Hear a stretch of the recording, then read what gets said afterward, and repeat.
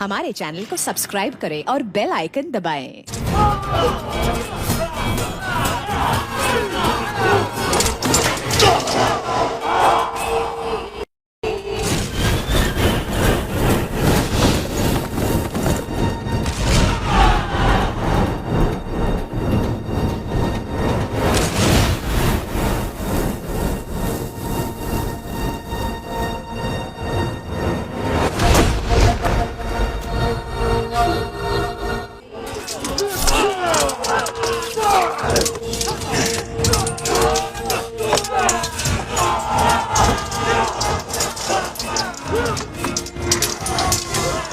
उन्होंने सुरंगें उड़ा दी।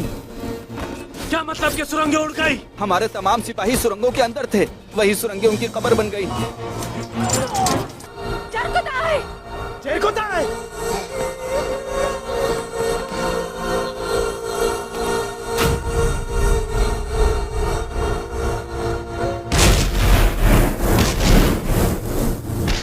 मैं भीख मांगता हूं जनाब। मुझे जवाब चाहिए। मैंने अपने किले में जो बारूद छुपाया हुआ था वो तुम्हारे सिपाहियों के हाथों से कैसे चला गया? कैसे? For more updates, subscribe to our channel, click the show links and enjoy watching the videos.